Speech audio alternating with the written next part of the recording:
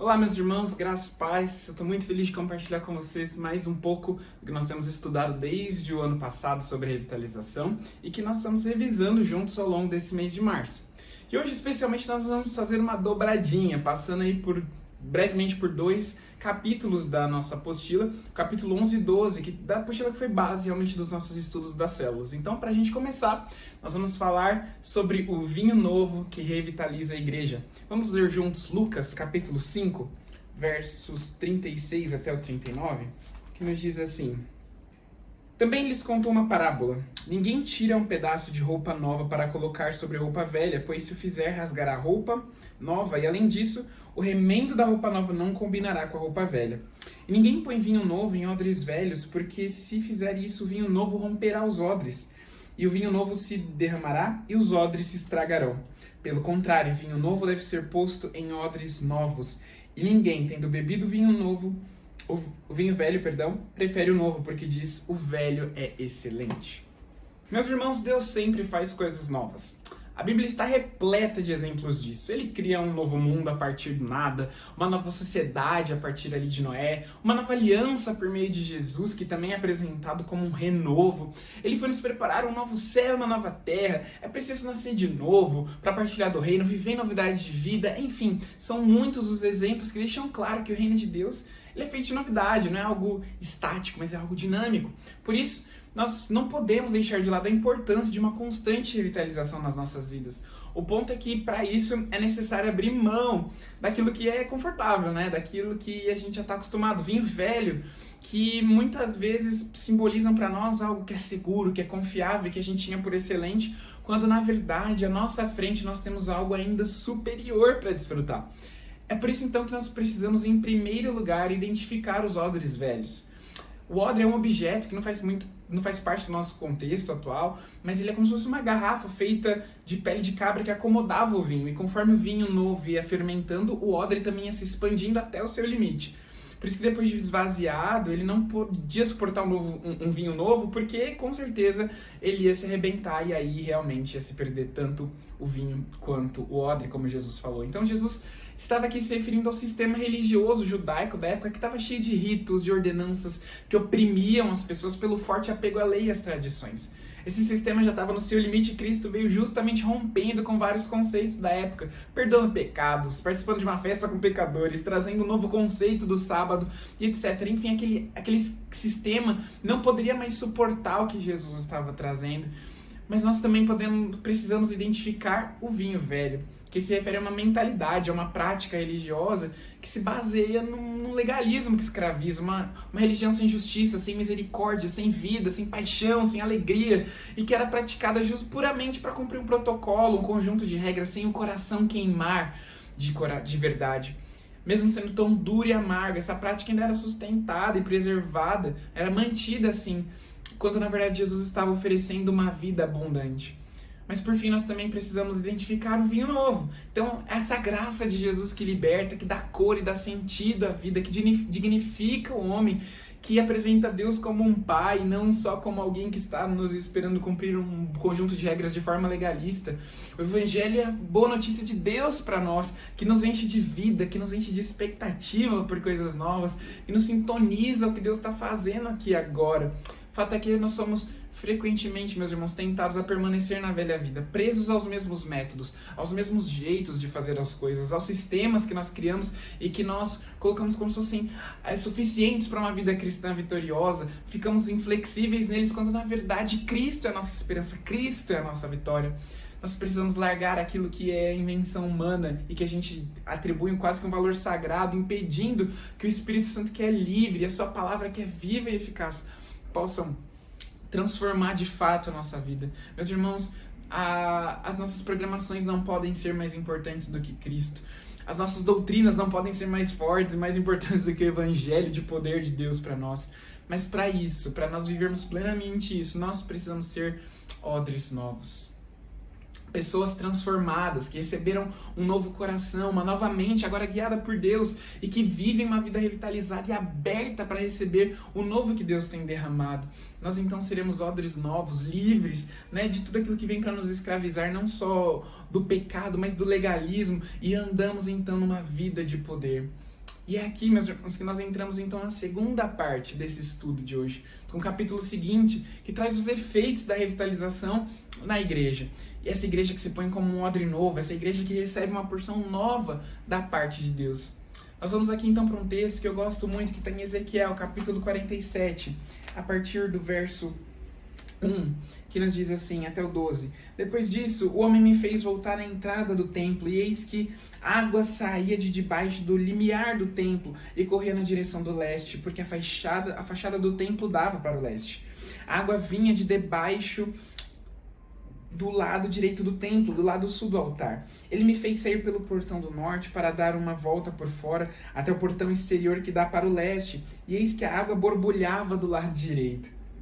O homem saiu para o leste, tendo na mão um cordel de medir. Mediu 500 metros e me fez passar pela água que dava pelos tornozelos.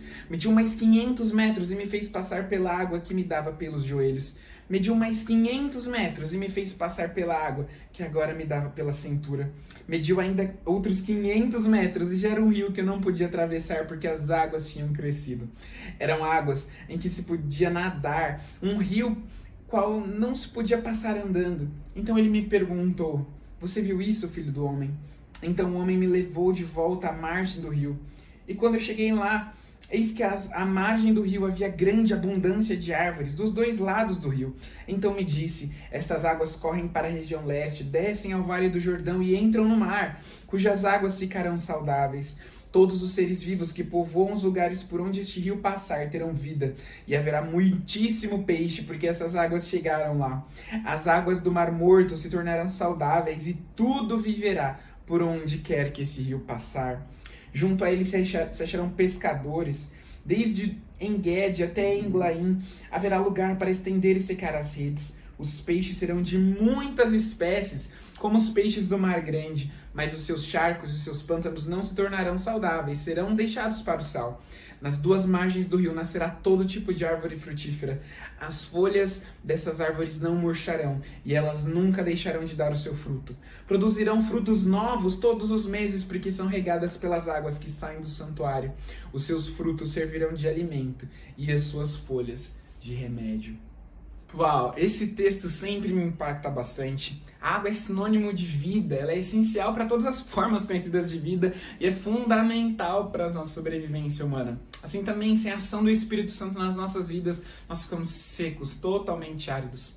O profeta Ezequiel viu um rio que surgia de debaixo da porta do templo e um homem que orientava a ir cada vez mais fundo. Essa é uma ilustração maravilhosa da obra de revitalização na nossa vida e como nós vamos ver então nos próximos 5 efeitos dessa revitalização que acontecem no nosso interior. O primeiro deles é fertilidade. O texto conta que nas margens desse rio havia abundância de árvores e frutos. Mas o cenário da época era bem diferente, uma vez que eles estavam no cativeiro da Babilônia, que era um sinônimo de sequidão, sem terra, sem esperança, sem vigor. Mas Deus, em sua misericórdia, prometeu restaurar o seu povo, trazê-los de volta à sua terra e fazê-los florescer novamente. Assim também Ele quer continuar fazendo hoje, se dispondo a restaurar, a trazer uma nova beleza a todos aqueles que se arrependem dos seus pecados e buscam por uma revitalização. Mas o segundo efeito também é transformação. A profecia fala que até as águas do Mar Morto ficariam saudáveis, e esse mar é puro sal. É impossível, inclusive, de beber a sua água, mas a revitalização de Deus na nossa vida transforma aquilo que é inútil, traz aquilo que está morto, traz de volta à vida. Ele pode mudar totalmente a nossa história para melhor. Como o apóstolo Paulo disse, se alguém está em Cristo, nova criatura é. As coisas velhas já passaram e tudo se fez novo. Mas um terceiro efeito desse processo de revitalização é a riqueza. A profecia de Ezequiel também fala sobre fartura, sobre abundância de peixes, e aqui a gente pode entender o caráter provedor de Deus garantindo nosso sustento, provendo tudo aquilo que nós precisamos, suprindo as nossas necessidades.